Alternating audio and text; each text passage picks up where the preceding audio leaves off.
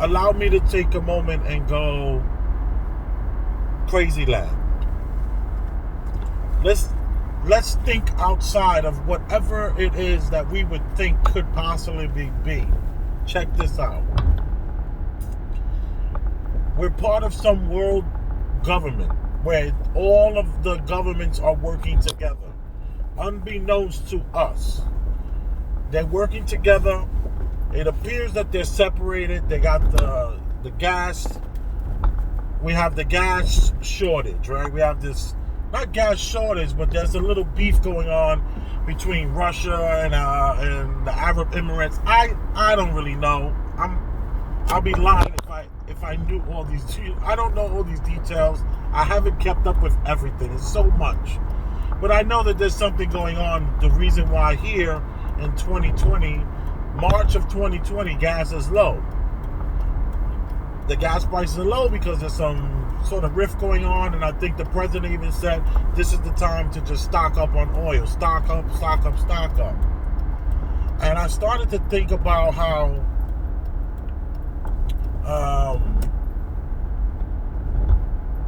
why did I even start saying that? Alright, I have so many things I'm thinking about. I must have been prefacing that for some reason. Let me just move on to when I said we're going to go crazy land.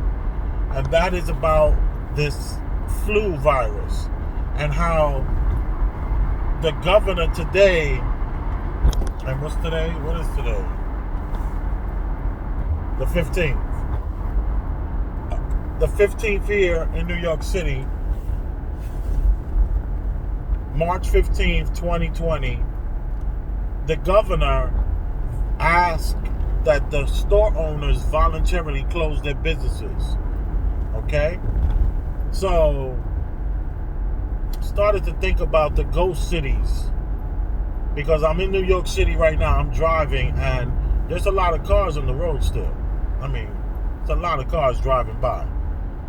And even though I have not touched my brake and I'm going 44.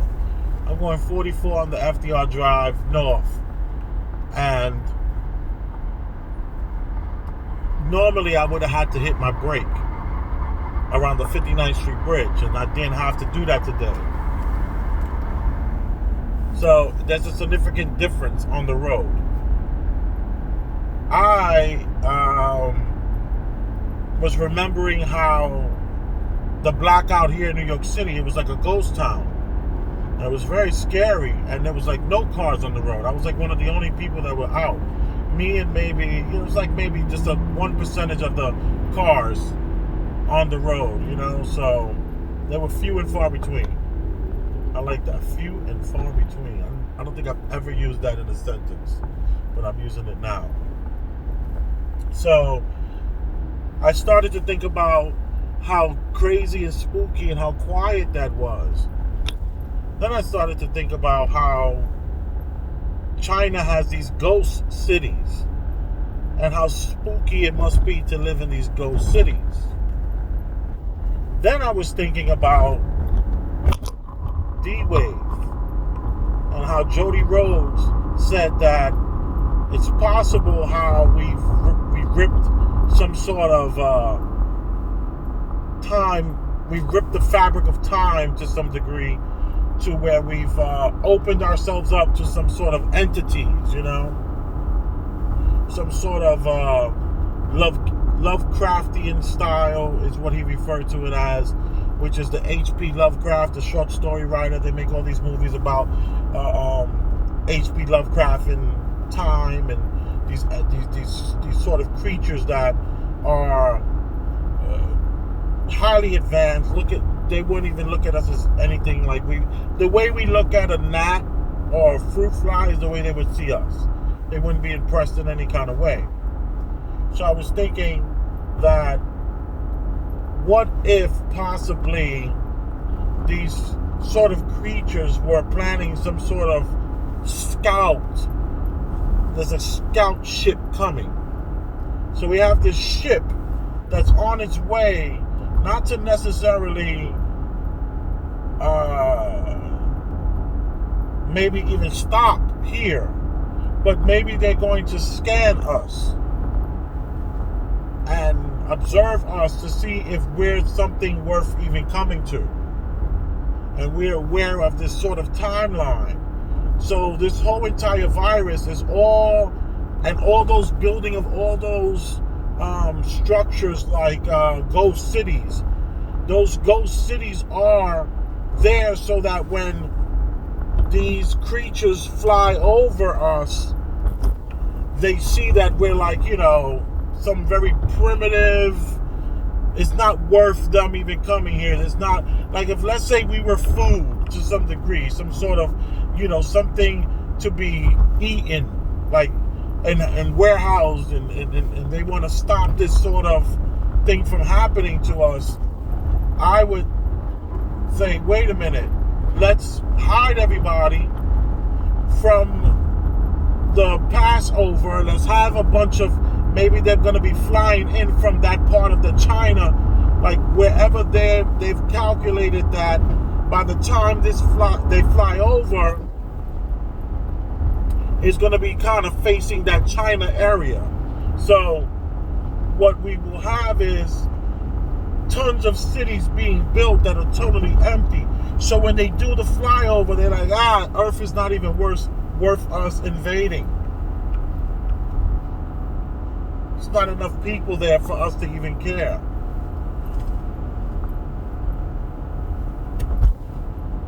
Would it make for a great science fiction episode? Absolutely.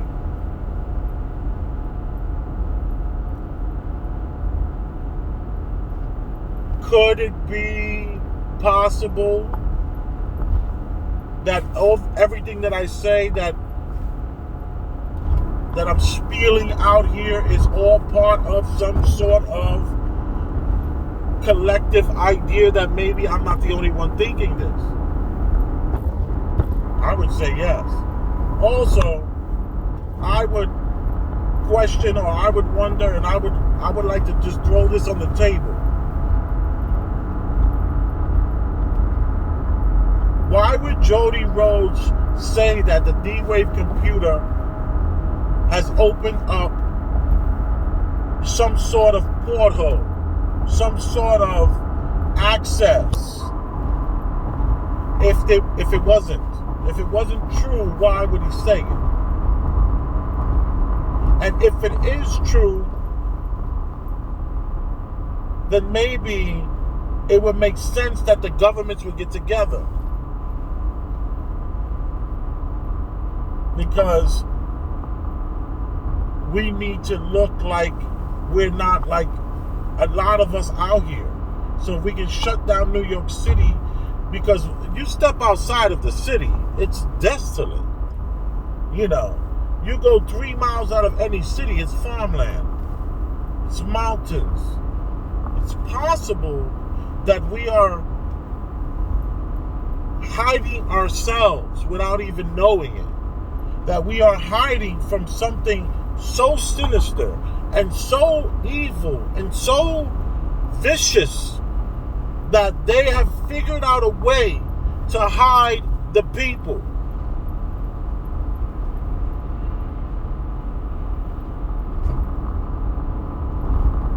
We got to figure out a way to stop people from being outside. We need people inside. So when they do that flyover and they take all their pictures, it's going to all look like some sort of ghost cities. Like we're just a very dying small population and we don't even taste good. You don't want those fat Americans. They don't even taste good. They're sour.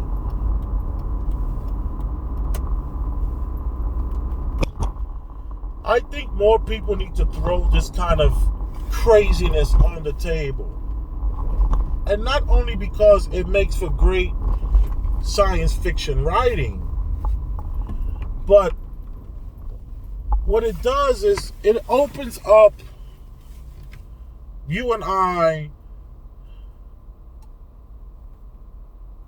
to the idea that what we have is consciousness, and consciousness is what is going to connect us. We're going to connect through consciousness. Consciousness is going to bring us together. And maybe this is a great opportunity. Step away from that television for a moment. Stop getting brainwashed and stop having all of that stuff in your head and open up to a different idea that, wait a minute, maybe we as humans are connected. Like maybe I was a little nervous when I first pressed the record button. Do I even want to go there? Because it's just so crazy. And maybe this will just be one of those videos that I just put in to the side, which I have hundreds, because I don't want to come across as that crazy guy. I guess maybe it's too late for that. I was talking to a friend, not even a friend, an acquaintance, and I was saying how when I'm on the Star Show, I'm looked at as a conspiracy theorist. And he said, at least you got a title. He says, you know how many people wish they had a title? I never thought about it that way. So, thank you for taking an opportunity and hearing what I have to say. That's if I even post this. Here's the kind of stuff I let wifey listen to. She's like, no, don't post that. And it's not that I need her permission. It's just sometimes I second guess myself, and she's there to hold me down. She's my rider. That girl right there is a rider. And I just want to put on the table how this is a virus that's really hasn't done anything horrible. But we're being told and we're being pushed to believe that it is like the worst thing that's happened to us since 1918.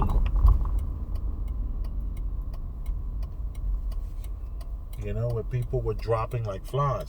Especially, they say young people. Young people were dying much more than old people, because what old people has built up a resistance.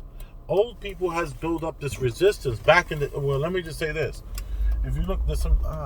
Maybe I'll put it in the. Maybe I'll pin it into the show notes. I'm not 100% sure what I'm gonna do when it comes to that. But what I'm saying is that there was a time when elderly people survived the 1918 flu epidemic. Much more. No one died. In other words, all the numbers, the data says that these people did not.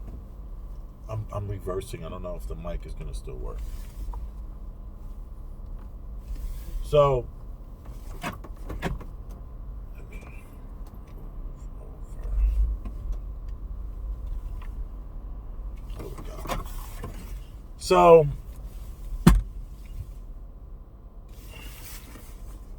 oh yeah, in the 1918, when all those people died, it was the old people. All the old people lived at the same rate that they always did around that time of year.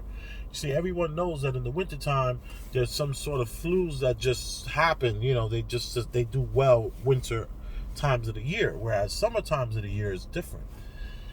I think it's a lot to do with the spectrum lights. You know what I mean? There's certain lights, and when you do farming, you learn a little bit about lights and stuff like that, and you learn that, some lights are, some time of the year you only have a particular type of light that shows from the sun, and then in the fall, the summer and fall, they're two different spectrums of light, and what you have to understand is that. Like the sun that we have now, I refer to as our new sun, and I only say you probably. I might have talked about the sun.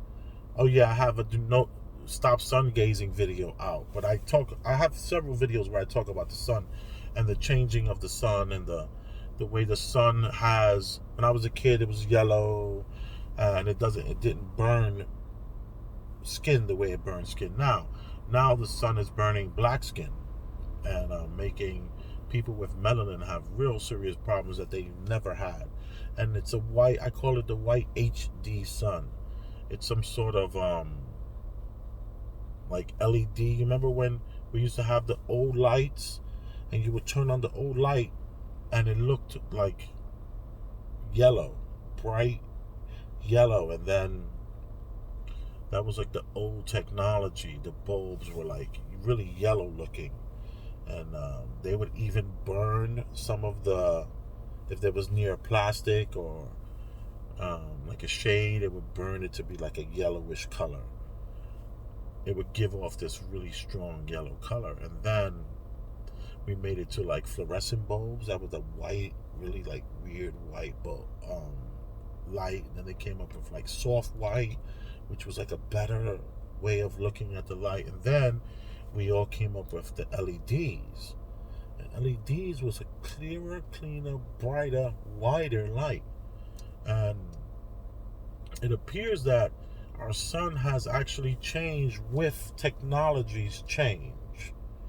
Where our sun, our old school sun, was like the light, that yellow bright light, which was, it was still white, but it looked yellow when you looked at the light bulb. If you take an old light bulb, you turn it on, it's gonna look like those Edison bulbs that have the lines going up and down in the bulbs. Those have like this orangey, yellowy look to it. That's the way bulbs were. That's how it started. Started off very yellow. Hence, our sun used to be very yellow. And then as time went by, we've developed fluorescent lights, LED lights, and the sun has actually changed with the times of our light spectrums that we use. So that's why fruits are flowering different. That's why people's skins are burning different. Is because